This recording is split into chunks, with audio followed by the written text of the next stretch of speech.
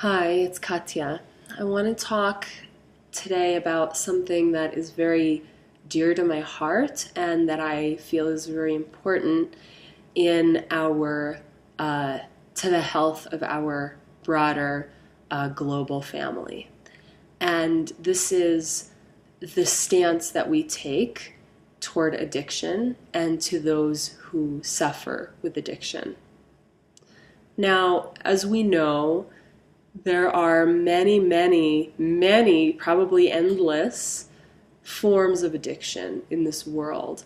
And the ones that we consider to be the most sort of prominent, the ones that we think of when we think of addiction, right, the usual suspects, are just a very small subset of behaviors that can be used addictively by a person, meaning they can be used to cope. So addiction can go from very, very gross to very, very subtle. Most of us are addicted to some ways of thinking or some particular thoughts. And maybe we haven't identified those as addictions yet because we're not quite ready to tackle them as such. We're not ready to let go of them. And what happens the moment that we actually name something as an addiction? A part of us kicks into gear to say, well, if that's really an addiction, let's do something about it. So we typically don't actually identify something as an addiction until part of us is ready to start recovering, we should say, from it. Now, I want to propose another way of looking at recovery. So traditionally, when somebody says that they're recovering from an addiction, the way that we think of it as that person was carrying it around, that we think of it as that person was carrying around something bad, something negative to them, and now they're ready to finally at last get rid of that thing. In fact, I want to propose another way of looking at it. An addiction, we can say, is essentially a crutch. And even the word crutch, when used in a psychological context, usually has a negative connotation. However, when somebody has a broken leg, we would never berate them or shame them for using a literal crutch. And when somebody is using an addiction, I want to propose that the reason is because they have fewer faculties, in some way. If you were to actually see, emotionally, psychologically, spiritually speaking, with kind of X-ray vision, then we would see that person, somewhere they don't have the same amount of resources that somebody who doesn't use a crutch, right?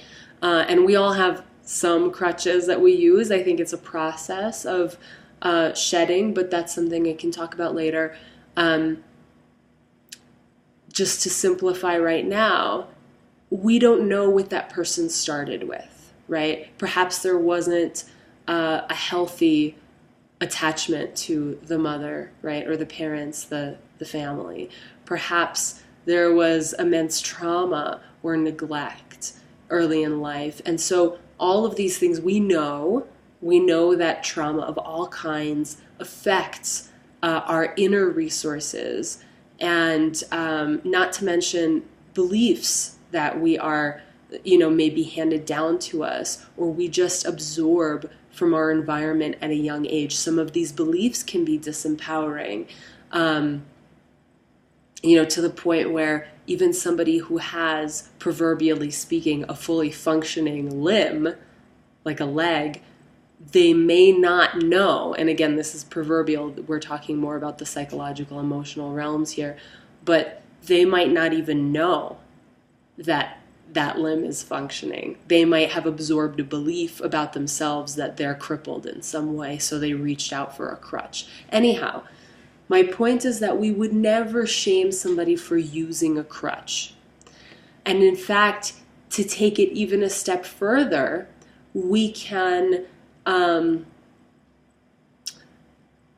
instead of seeing something as a crutch, we can start using the language of support, right? They're using support in some way. Now, for some, that support is a very, very strong, potent form of support, right? Like some of the more intense substances that we know of that are, have an addictive effect or potential on the brain.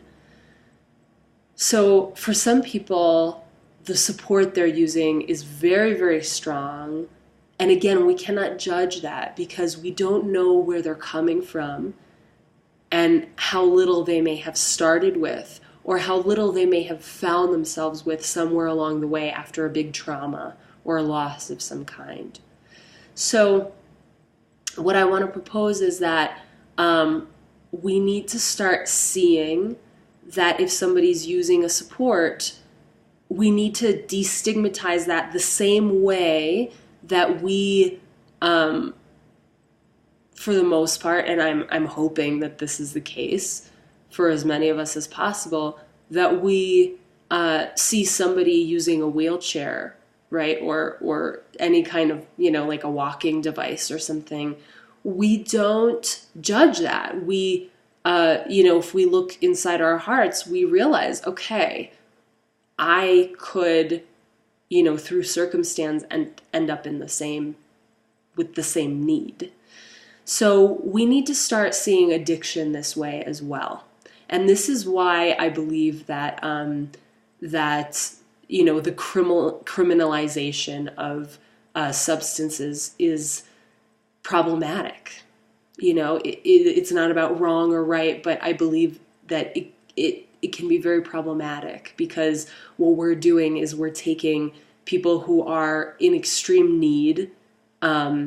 Maybe, there are better ways available that they don't know of, that they might or might not have access to deal with their need. But nonetheless, they're in some kind of intensive, emotional, psychological need. And we are criminalizing that. So that said,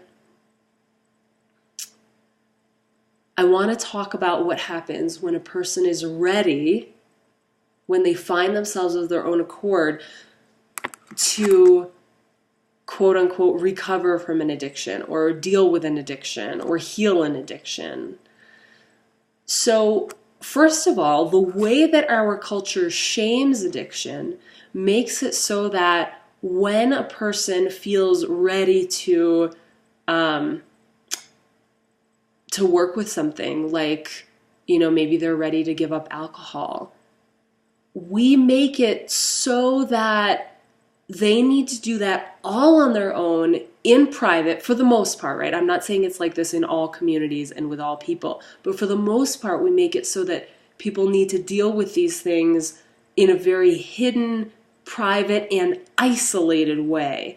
Even if they have, even though there are groups, and this is a huge step forward, I'm very thankful for those groups. And yet, those groups are very much in the shadows, right? They're usually in basements of some kind of building where the space was offered for free. Not always, again, but many oftentimes. And there's a general shroud of shame around this. Walking into an AA meeting is often not an experience of going in there with your head held high and your chest open, right? And yet it should be. Because when a person decides to go from a supported state to a less supported state, to walking without a crutch or walking with one less support. That's actually an act of incredible inner strength and courage. Now, I want to propose that it's possible to create societies in which somebody struggling with an addiction can come into their community, right? They can come into the community of parents at their children's school.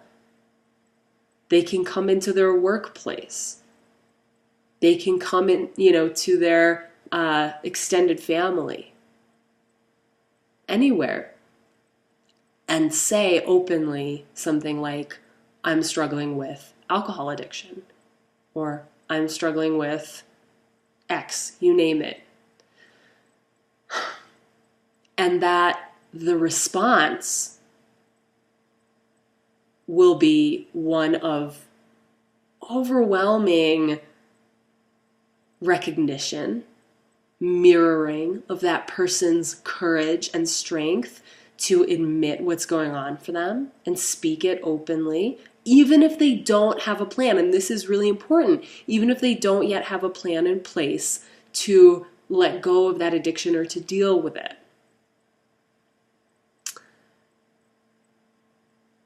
And so welcoming and accepting that kind of admission with support, with mirroring, with, hey, we're here for you, and it's all good. You are part of this earth like everybody else. You're doing the best you can like everybody else, and let us know what we can do. So this kind of unshaming then creates a window and an opening for a person to start seeing their transition from being addicted to something, quote unquote, to letting go of that support as an initiation.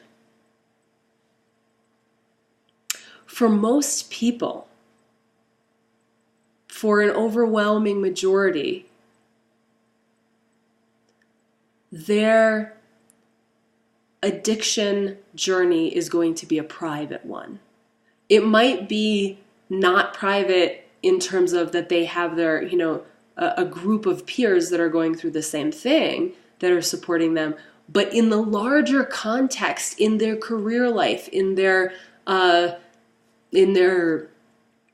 friendships, right, that are outside of that special circle, in their extended families some of the time, in their broader communities, right? They're not treated differently before and after recovery. Because for the most part, it was shrouded, it was hidden.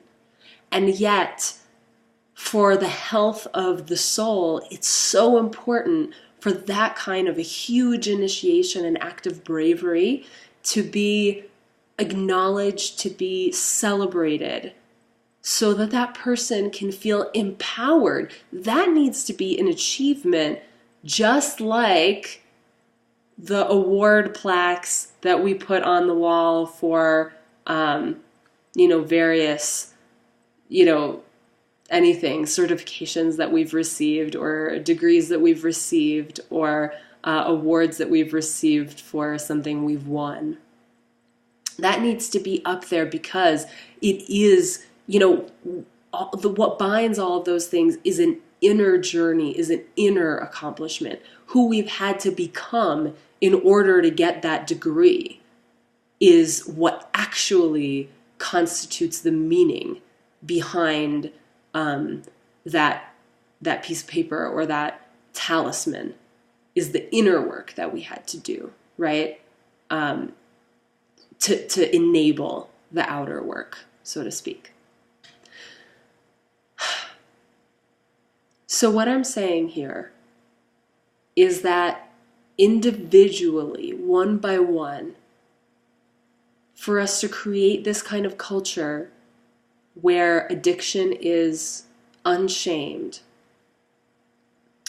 we need to ask ourselves, I invite us all to ask ourselves, am I the kind of person that somebody struggling with addiction can come to and admit what's going on with them and feel secure, not judged, feel welcomed and mirrored? That means that we really need to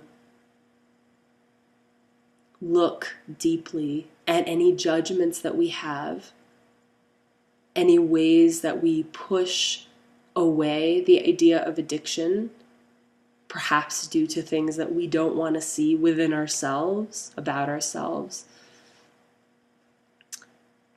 And when we do that brave work of looking at those judgments, then we can start to see ourselves in others and others in ourselves, so that we can step by step gradually create a culture of compassion where the help that anyone might need at a given time is available anywhere they look.